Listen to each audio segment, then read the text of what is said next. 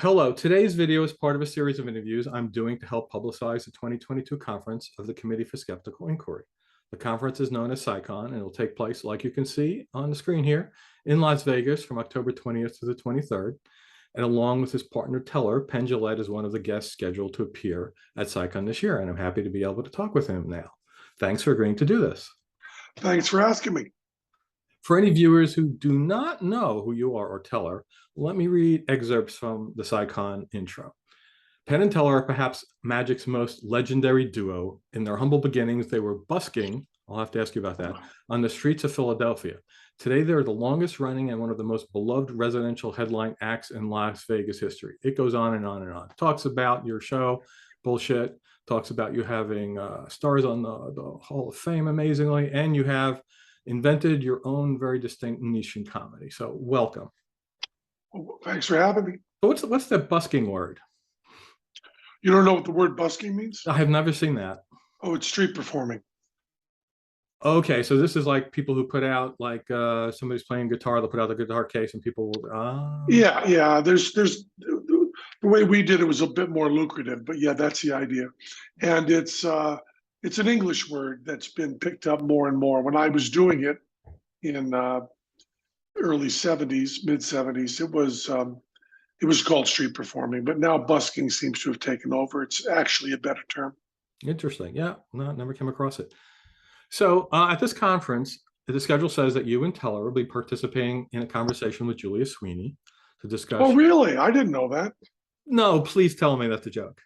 That's not a joke. I didn't know. That's good. I like Julia. Okay. That was going to be my first question. Yeah. Did you know Julia? You know anything about her? She actually performed at the last CSICon I was at, and she did one of the acts of her play, which was fascinating.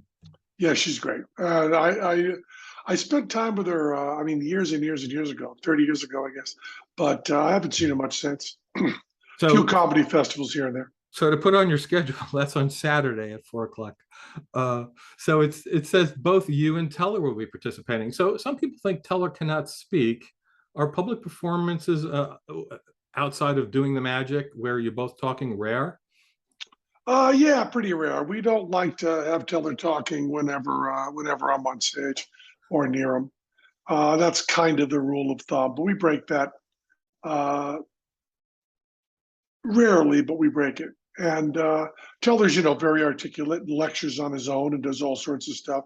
But for the stuff that's purely Penn and Teller, we tend to have Teller be not silent, but speaking a lot less than me.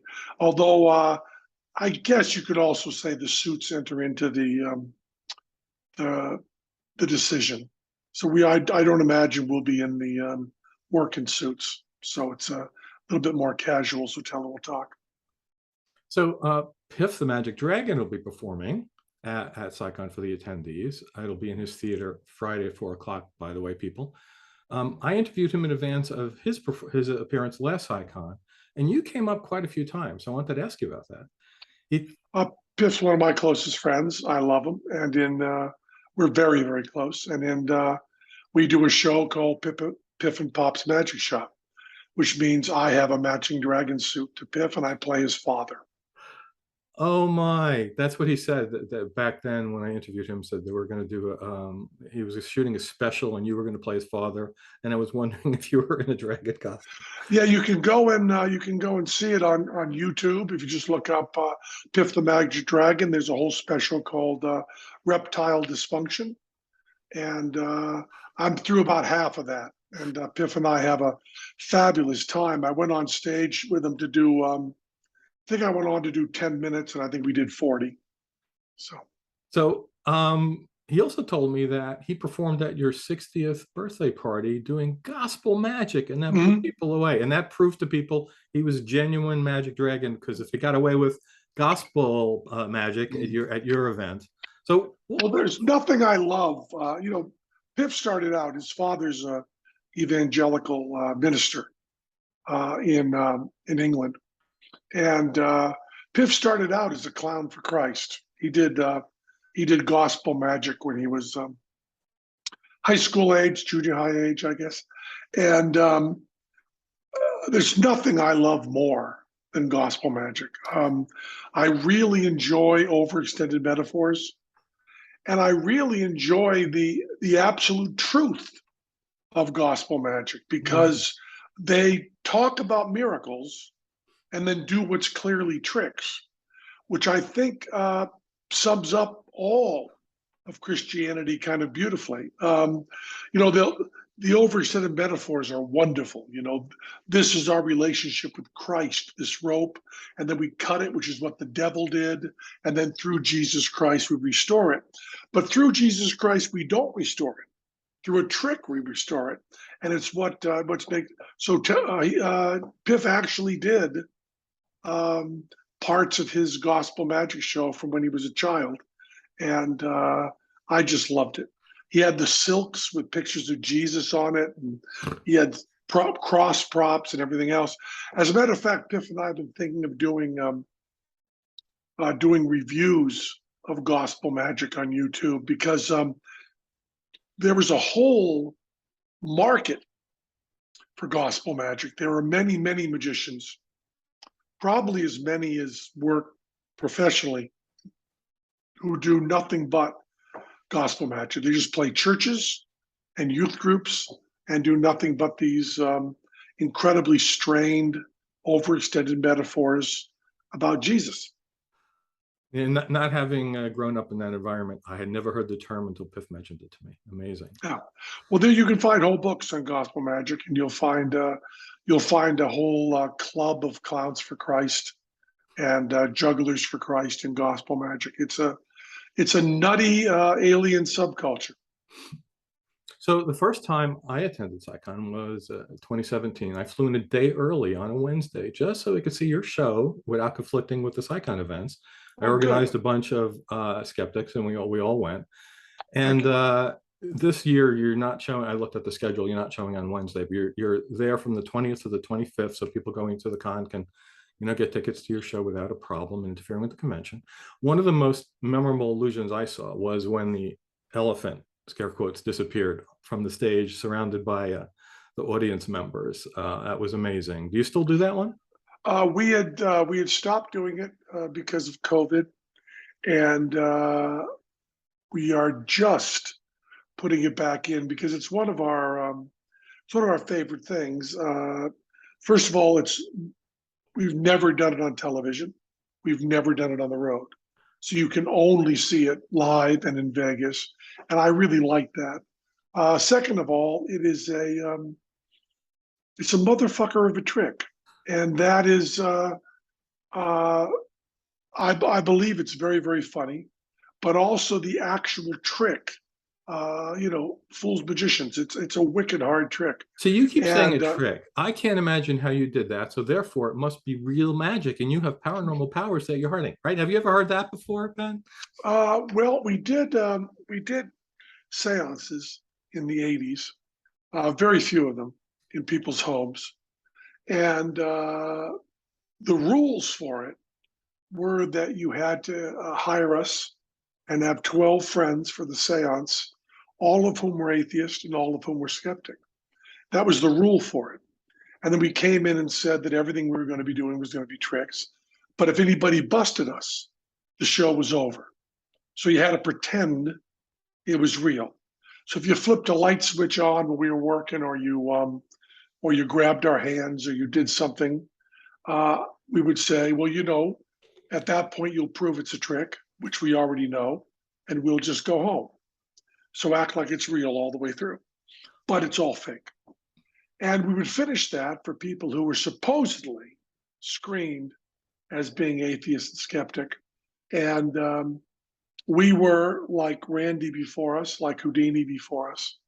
We were very creeped out by people coming to us and saying, not everybody, a small number, saying, we know you have to pretend this is a trick, but I know it's real. Can you help me? That's amazing. And what causes it's heartbreaking. What causes people to be like that? The tricks are really fucking good is one reason. I mean, that's a thing that I get so angry at with skeptics. They have this attitude that the seances of the early 20th century, how stupid the people were who believed in this shit. And that is such a condescending, coupled with naive, offensive point of view. They were very, very smart people that were taken in because the tricks are really good. And also, the situation is not this cheesy little white boy at college dancing around with their small dicks on how they're smarter than everybody. This was a really intense human experience. For instance, Marjorie, who worked in Boston and was often considered for the point of false dichotomy to be Houdini's nemesis. She performed nude, and the ectoplasm came out of her pussy, and there was incredible sexual content. Her husband, who presented her, was probably in a sex kink swinging thing, perhaps. And Houdini, who was very straight-laced. In that kind of situation, where the people doing it are either phenomenal actors or perhaps eyes shut real believers, using what they consider to be some trickery to underline the truth, which is not a rare thing. I mean, we saw that with Al Gore, with the climate change, where he was 100% in the right on everything and still fudged his numbers to make it look a little better.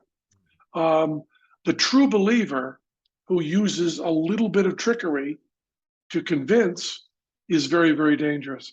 And I think that people who go, ha, ha, ha, I would never believe in this stuff, are people who are ignoring the fact that this preys upon intense grief, intense loneliness, and also social situations that throw you off balance. A person who'd lost a loved one in a fancy house in Boston at night with strangers who are nude and who have incredible tricks. I think that the idea of ha ha ha, you're doing magic tricks. I don't know how it's done, so it must be real magic. Is doing a disservice to those people, a deep disservice. What you're essentially doing when you do that, when you do that little eye roll and that little kind of joke, is you're essentially blaming the victim in rape. And it's as wrong in skepticism as it is in rape. Saying, that person got raped, but look at the way they were dressed, is essentially what you're saying when you go, they fell for that trick, how silly that is. Yeah, recently I have seen people who are trying to expose fake mediums be more on the side of being very kind to the victims and not blaming them at all, and Yeah, understanding. that's an important step that has to be taken. And you have to remember that even if the tricks aren't that good, even if I explain how they're done in broad daylight and with clear speech, in a room with strangers, we saw this with Trump and with QAnon, that human beings are not prepared to deal with absolute falsehoods. Randy told me a story that I found fascinating, and I fall for this all the time. This is the one that works on me. Randy had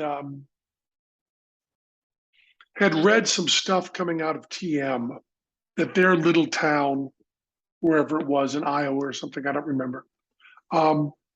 When the TM people hit a Transcendental meditation. had hit a critical mass, they put out all this stuff that said, crime rates had gone down by this much, and so had happened, and so had happened, so had happened.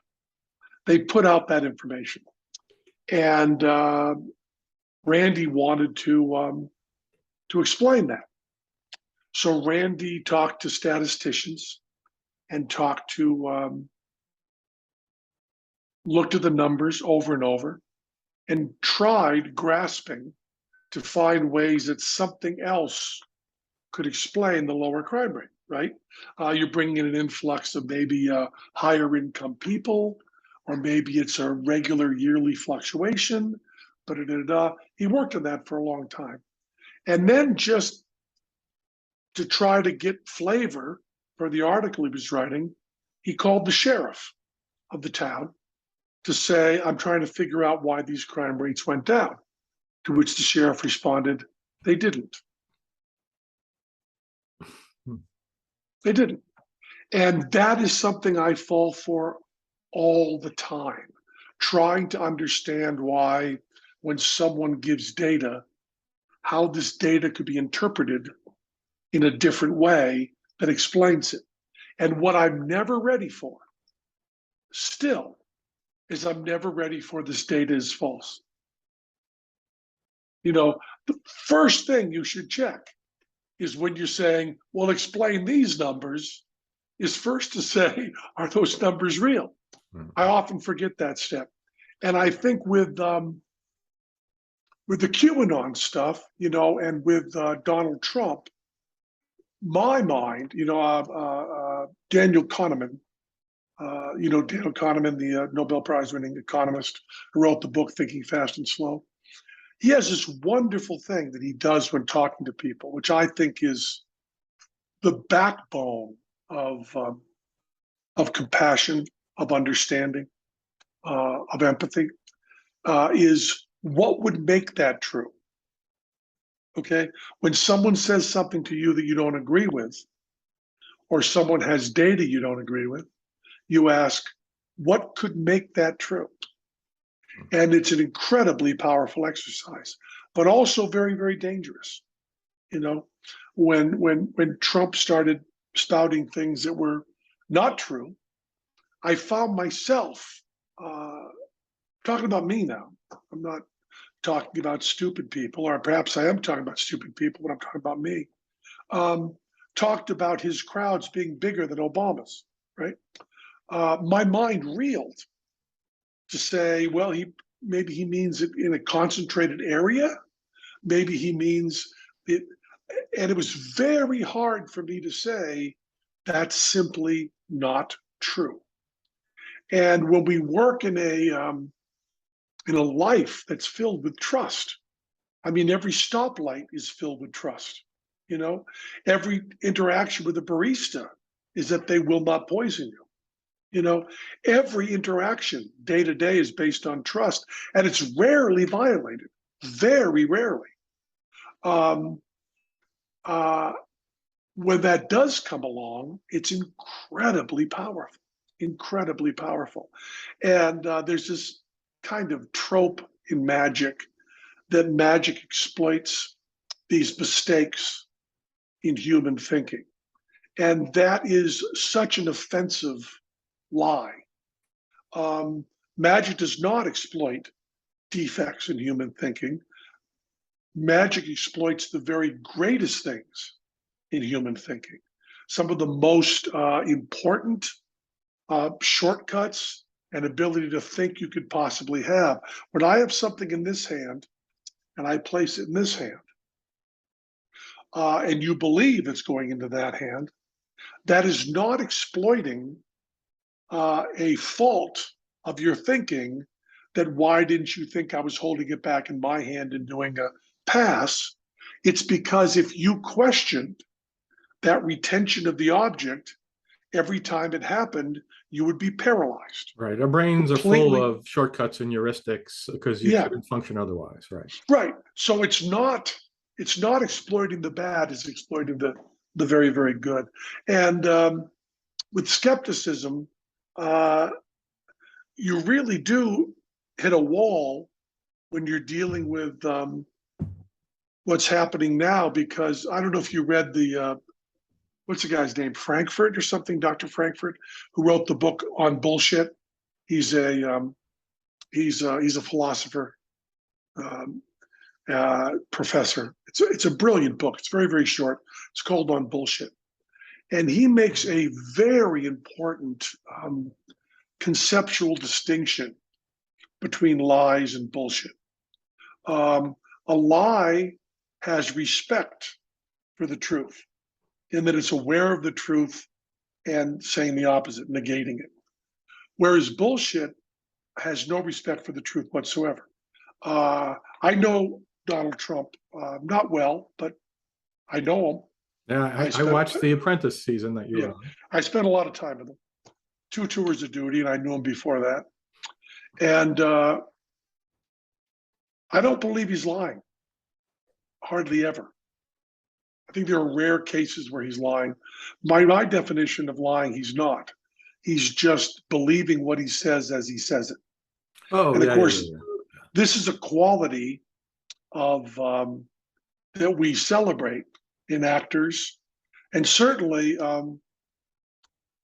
with the true geniuses, Bob Dylan, Frank Sinatra, in that when they are singing in that moment, Bob Dylan absolutely believes that he married Isis on the 5th day of May. Didn't happen, but he's singing it. And when Sinatra sings "It's 2:45," he knows, if you asked him logically, he knows that it's actually 9:30 and he's on stage at the Sands.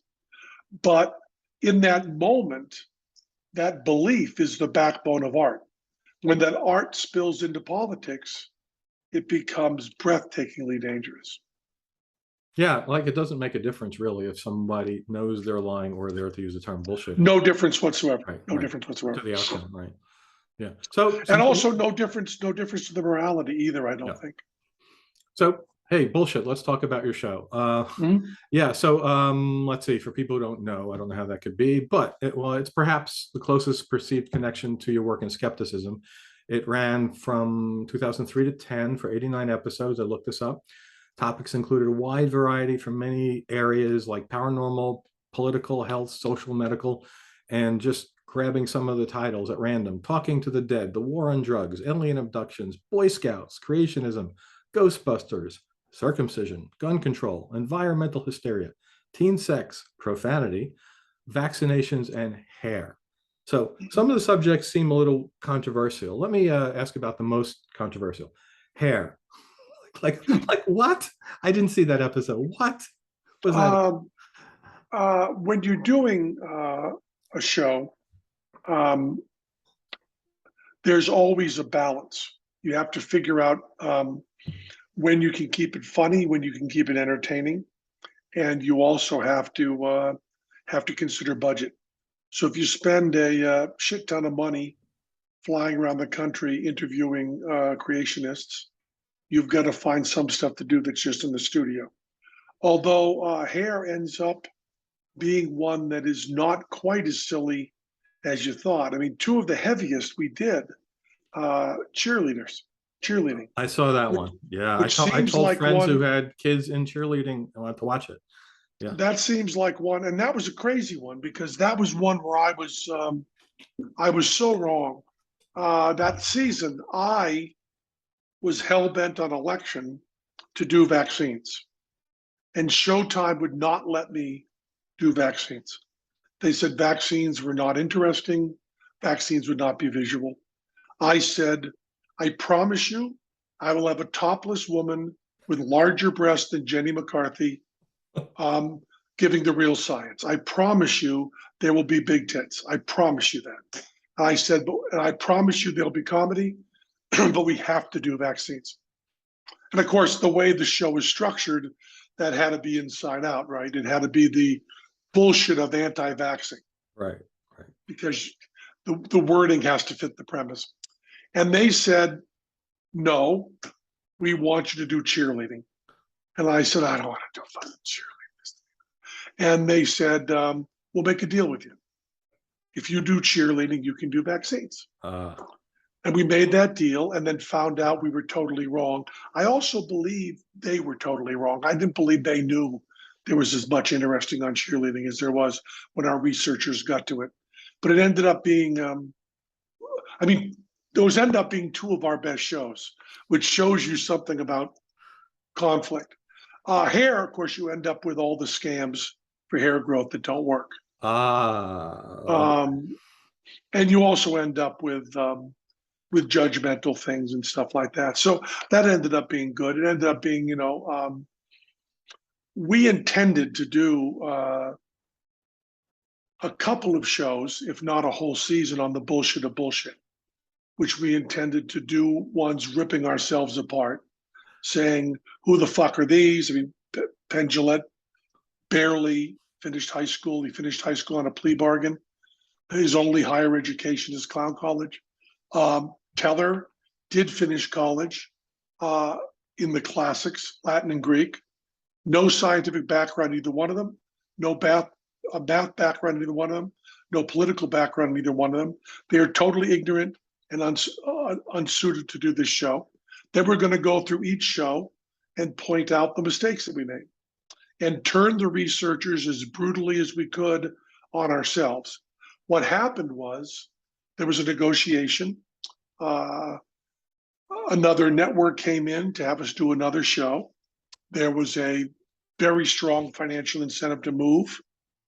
We said, if you give us 2 years, 9 and 10, we won't take the more money. We'll stay with bullshit.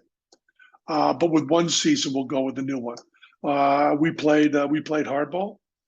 They called what was not a bluff, which was actually real. So the last season was shot before we knew it was the last season. oh.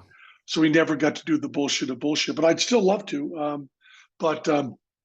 So Because are there any any episodes that you would like to redo if you got another season? Just totally redo because maybe you have more data or just change every your one mind of them, about something. every one of them. Everyone. Yeah, I think if you don't change your mind and everything you believe firmly, that you're not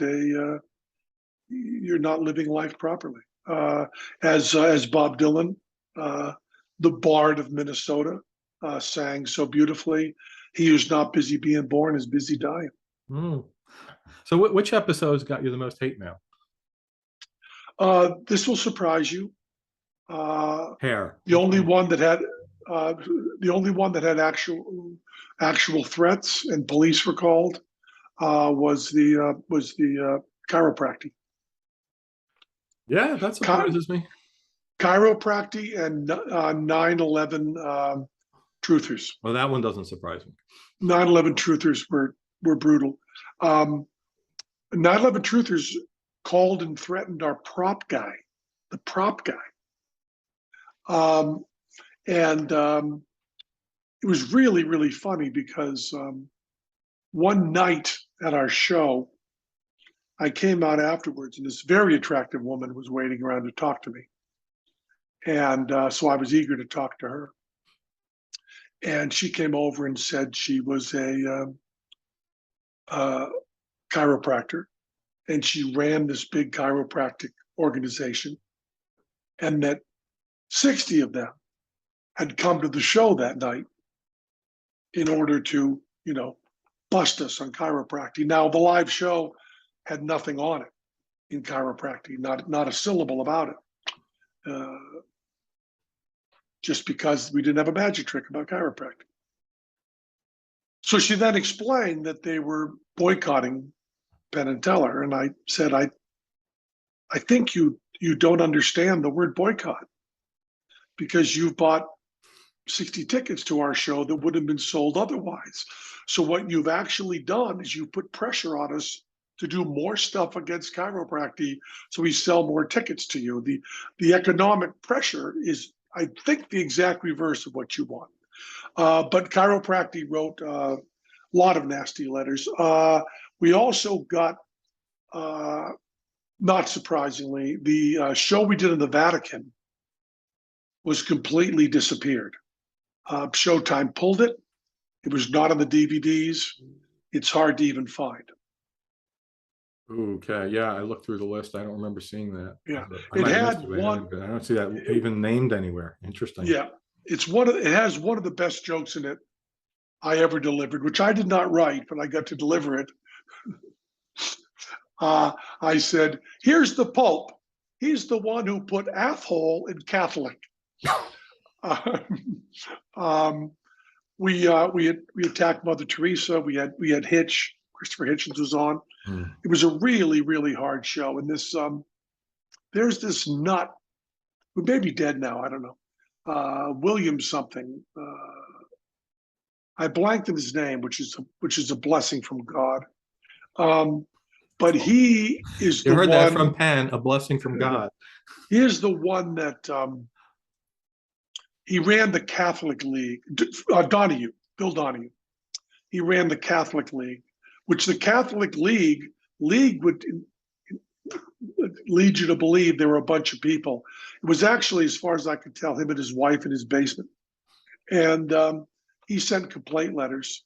And to show you the way you deal with it, when he sent complaint letters to Bill Maher at Politically Incorrect, they were ripped up. I don't think Bill ever saw them. When he sent them to South Park, they were thrown away. But Showtime listened to him. And I said, you have to understand that